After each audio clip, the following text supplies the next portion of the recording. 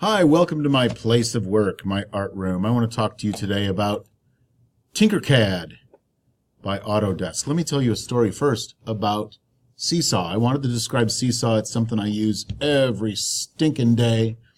I made a video. It was loaded with sensitive information like kids' faces, kids' names, parents' email addresses, so I tried to blur it.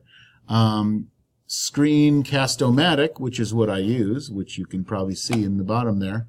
Screencast-O-Matic does that, I think, if you buy the upgrade, which I was prepared to do, but I emailed them asking if I could do multiple blurred regions, and they never got back to me. So I ran out of time, so I looked it up, and it turns out you can do it on YouTube, but it's absolute garbage. They're in a beta now, the YouTube editor. It's like the design, what is it? I can go to, let's just see what I'm doing here. YouTube Studio is in beta right now, and it will blur and probably be a lot better, but it's not offered yet, so I had to use the old classic version, which, as I said, absolute crap. I got probably halfway through, and then all of a sudden they told me, you've used your, actually it was funny because it said, congratulations, you've used your maximum number of blurred regions. So, lucky me, congratulations were in order that I had to scrap my entire video. So I'm moving on to Tinkercad, and YouTube, thanks for nothing. So Tinkercad, made by Autodesk, which is sort of like, as far as consumer-driven, or consumer-oriented 3D printing stuff, Autodesk is kind of the king. What you see when you go there is just you create a free account. So let's go back to Tinkercad, or maybe I'll log off. And this is what you see when you come to Tinkercad. And you'll want to join, and it's free, and it's all this stuff. Okay, so make an account, and I'm going to go ahead and sign in so I can get down to the business of what this thing does, which you might have already seen. So I'm going to sign in.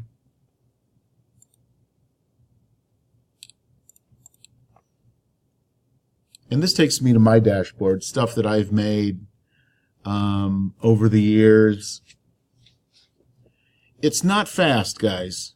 It's not perfect, but it's very, very basic. I made a clay stamp here for my pottery, and maybe I'll work with that later. No. Here's a fidget bolt I made, but I did not design. Here's an eco tournament medal that I made with my last year in 5th grade, and just to Team Vervet Monkey won. So that's how you can see I made a Team Vervet Monkey medal.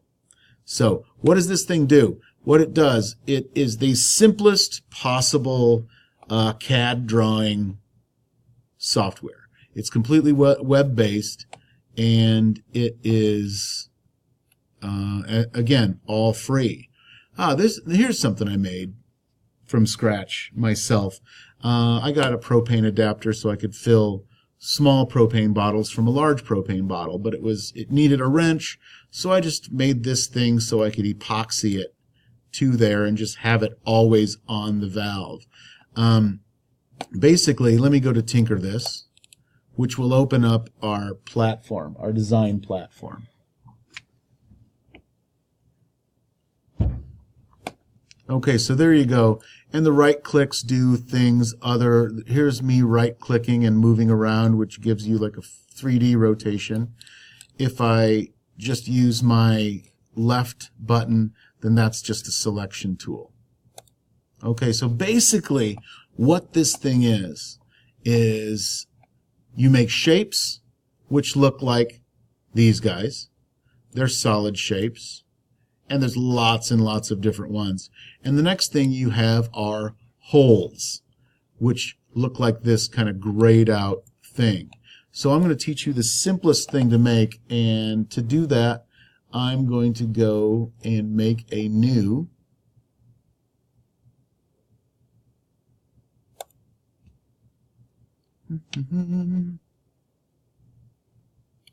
Well, I guess I'll go home.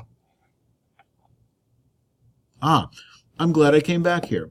First thing you can do, here's my recent designs. If you go to Learn, and this is how I require and get engagement from students, I require them to take these little mini classes in order to use the to learn this software so that they can use our 3D printer.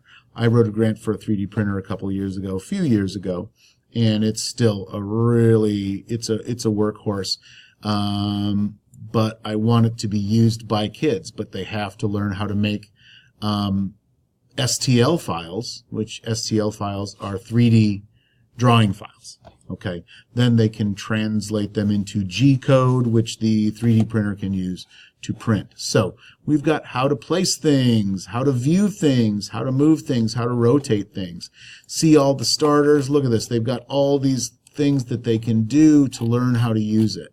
Okay, I'm going to give you the very down and dirty version. So these are the starters.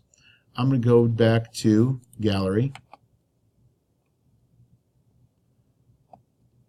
I should also say that Autodesk offers circuitry training as well, okay, which is pretty cool.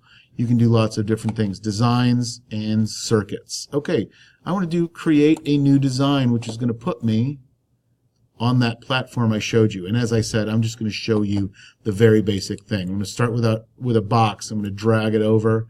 I'm going to resize it. You can do that freely. So easy. If you do this one, you can thicken it. If you do this one, it actually, let's move this table so you can see. If you use this one, it actually elevates it. So we don't want that for now. But you can see it teaches kids, you know, X, Y, Z. Oh my gosh.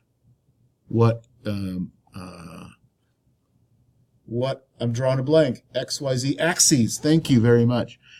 So anyway, I've got this block now, and let's just do, I'm just going to put a cylinder in here, guys, because why not? And then I'm going to raise it up. Because any shape, what I'm showing you right here, this box and this cylinder, holes, you can make any shape into a hole. So let's check it, make sure. Sometimes what kids really need to learn is when they're moving on one axis. For instance, if I had this over here, to a kid, that might look great. It's right inside there. So you need to teach them to work in 3 dimensions. So I'm going to do this. It goes, let's see, it goes right down to the bottom like it should. Here's another one that I'm going to get rid of. Nah, I don't have to. Anyway, now I'm going to click on this. Boom. I'm going to make it a hole. Boom. Still didn't do anything. I can still move it around. I haven't done anything. I can enlarge it, make it bigger, make it an ellipse, and you can see I'm working in 3 dimensions. And then here's the key. I need to select them both and then hit, group. And when you group it, that's what happens. Okay, so now all of a sudden I've got this cool thing, which is now one piece. You can also ungroup something, and it'll take you back to where you were, so you can move it. Maybe you just wanted, part of it to be cut out. And there you go. That's good for making, if you needed to make a wrench, for instance. Let's get some sort of polygon. I'm going to ungroup this.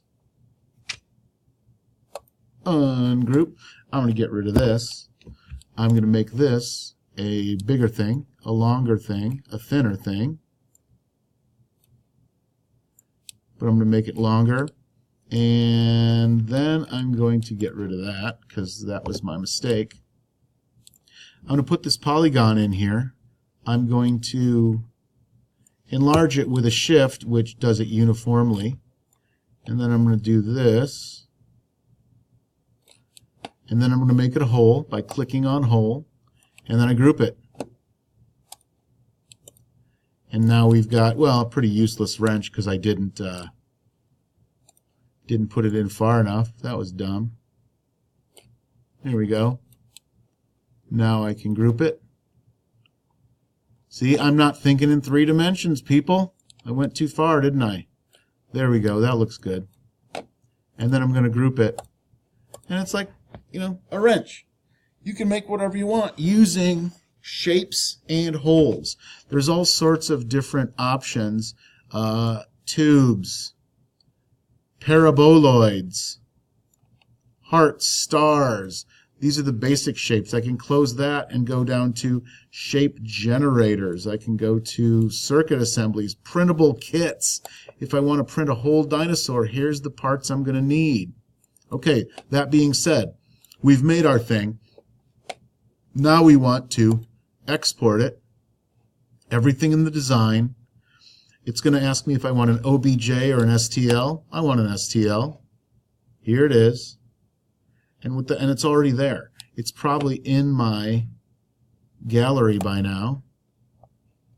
Oh yeah, like Google Docs, if you don't name it, it's going to give it a ridiculous name. So my wrench is now the fabulous Garis Lilo. I can either continue editing or whatever, but it is saved. And unfortunately, what's called the slicing, which takes it from an STL file to G-code, that is another piece of hardware. But this is, let me tell you what I've used this for in the past. As I told you, I made a medal for a math or a science competition we had at school, made medals for the winners. Also what I've done, I've had for reading, I've had kids making their own artifacts from a novel study, things like that, that they design here on Tinkercad, and then I 3D printed it for them. This thing satisfies ISTE standard E6C. I'm running out of time here, folks. Sorry about this. Create learning opportunities that challenge students to use the design process and computational thinking. Boom. And E3C, mentor students in a safe, legal, ethical practices with digital tools, protection of intellectual rights and properties. That's interesting because all of these things can be marked as private. They can make it part of the open Tinkercad community, which the 3D printing community is enormous, and a lot of open use licenses. But it is safe, it's secure. They have to sign in with parental permission. So it's a fantastic little program, super easy to do. They've improved this little thing over here. That's an interesting way to navigate. But please let me know in the comments if I didn't include something you really want to know about. But it's pretty easy to figure out. I selected it because it was easy. It's by Autodesk, which I knew it was fine. Oh, look what here we have. I forgot that there is a Minecraft block feature. It's even got the pickaxe over there. The intended audience is kids or beginner 3D printers. As I said, I have made some things.